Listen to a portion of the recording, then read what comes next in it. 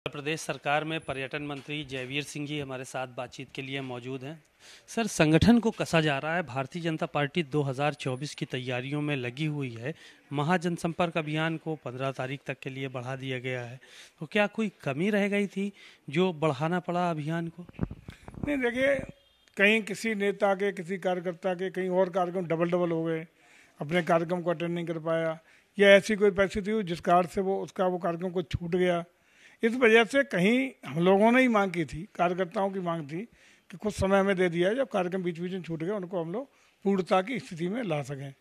इसी के दृष्टिगत इन्हीं कार्यक्रमों को पूरा करने के लिए ये 15 दिन का समय भारतीय जनता पार्टी ने और हम लोग को दिया, इसके लिए आभार।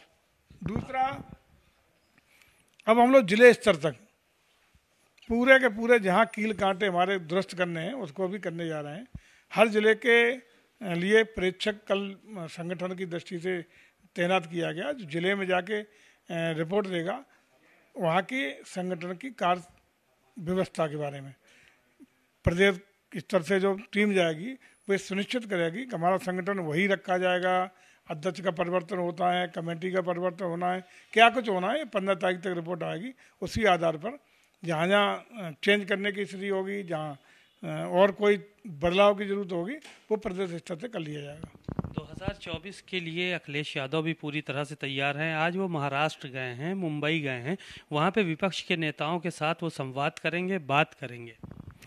निश्चित रूप से विपक्ष, लोकतांत्रिक व्यवस्था में विपक्ष का अपना काम है, वो अपना काम कर रहा है, अच्छी बात है, कोई दिक्कत नहीं हम लोगों को। लेकिन आज जो देश और प्रदेश की हालत है उसमें अब पुरानी जो ट्रेडिशनल चीज़ें बहुत सारी बदल गई हैं। नए सोच के साथ युवा, जो पढ़ा लिखा नौजवान है, पढ़ा लिखा युवक है, वो नई सोच के साथ आगे बढ़ रहा है। ट्रेडिशनल सोच से डिजिटल इंडिया पर आ गया है। वो चाहता है कि भारत की उभरती हुई अर्थव्यवस्था, उभरती हुई ताकत, विश्व में ग्लोबल लीडर बनता हुआ भारत, 2047 में विकासशील भारत से विकसित भारत बनता हुआ भारत, नए नए कारोबार औद्योगिकरण से बढ़ता हुआ भारत, इस सोच के साथ आगे बढ़ रहा है। जो जात पंथ धर्म की बातें पीछे छूट गई हैं। आज यदि गरीब कल्याण की बात करें, अगर उसकी भी बात करें कि निचले जो तबका, बिना पढ़ा लिखा तबका, गांव का, देहात का, जिसने कभी प्रगति की और उन्नति की शिखर पर पहुंचने की कल्पना नहीं की थी, उसको आज उन्नति के शिखर पर पहुंचाने के लिए, विकास की मुख्य धारा में जोड़ने के लिए भारतीय जनता पार्टी ने 9 सालों में बहुत बड़ा काम किया है। आज जिन लोगों के सिर ढकने के लिए छत नहीं थी, उन गरीबों को छत देने का काम, सबका विकास सबका साथ का नारे के साथ, सबका साथ सबका विकास का जो नारा था, उसमें कहीं किसी वर्ग धर्म जाति का कोई हम लोगों ने भेदभाव नहीं किया। अगर उदाहरण के तौर पर बात करें कि जो आवास की योजनाएं थी, चाहे प्रधानमंत्री ग्रामीण आवास हो, शहरी आवास हो, मुख्यमंत्री आवास हो, या अन्य जो योजनाएं हैं, सबसे ज़्यादा लाभार्थी हमारे अल्पसंख्यक वर्ग के थे। जो गरीबी ज़्यादा थी वो आए, पात्रता में जो आया, जो गरीब था उसको हमने दिया है।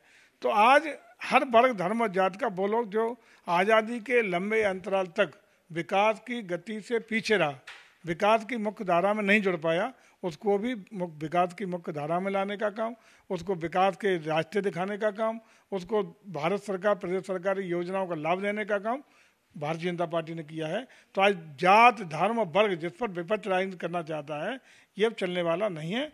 लोग प्रदेश और देश को और समाज को नई दिशा में ले जाने का काम कर रहे हैं, नई सोच के साथ आगे बढ़ रहे हैं, और भारतीय जनता पार्टी इसी दिशा में उनके लिए सबसे पॉजिटिव पार्टी के रूप में। पीडीए की बात हो रही है, पिछड़ा दलित अल्पसंख्यकों की बात हो रही है, एक तरफ बड़े बड़े बोर्ड होर्डिंग्स लगाए गए हैं, और आप लोगों के ऊपर एक आरोप ये भी है कि आप लोगों ने कुछ किया ही नहीं।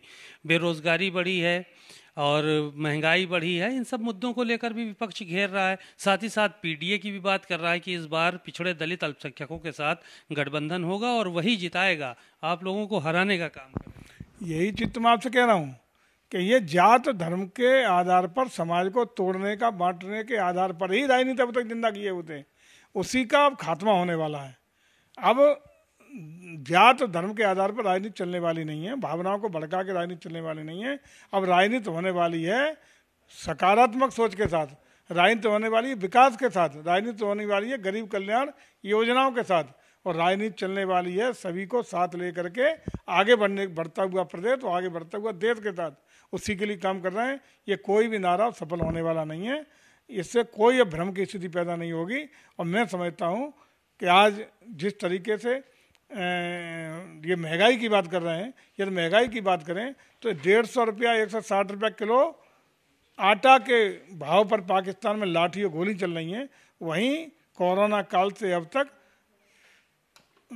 लगभग 80 करोड़ से ज़्यादा लोगों को निःशुल्क रूप से खाद्यान्न खिलाने का काम हमारे देश की सरकार कर रही है। चुनाव आते ही ईडी सीबीआई क्यों छोड़ देते हैं आप विपक्ष के नेताओं के पीछे? ऐसा भी आरोप है। तेजस्वी यादव ने कहा कि जब चुनाव आता है पहले भी छोड़ा, फिर छोड़ दिया हमारे पर। यूपी से कभी यही हाल है, बिहार का भी यही हाल है। क्यों डरते हैं? अगर गड़बड़ नहीं किया डरते क्यों हैं? अगर सब ठीक ठाक है तो डरने की जरूरत ही नहीं है। कोई फर्क नहीं पड़ रहा है ईडी से सीबीआई से। अगर कभी गड़बड़ करेंगे तभी तो डर रहे हैं, तो क्यों गड़बड़ करते हैं? अगर गड़बड़ नहीं करेंगे डरने की जरूरत ही नहीं। तो कह रहे हैं कि चुनाव से पहले आप लोगों को छोड़ना चाहिए ना, चुनाव आता है तब घेराबंदी शुरू कर देते हैं। हम ईडी और सीबीआई सरकार की कठपुतली नहीं है। ईडी और सीबीआई अपना काम करती है। जहाँ जहाँ भ्रष्टाचार की शिकायतें, जहाँ जहाँ बेईमानी शिकायतें, जहाँ बड़े घोटालों की शिकायतें, वहाँ जांच करती है। अगर जांच में दोषी हैं तभी तो डरते हैं लोग। अगर जांच में दोषी नहीं है तो डरने की आवश्यकता कहाँ है?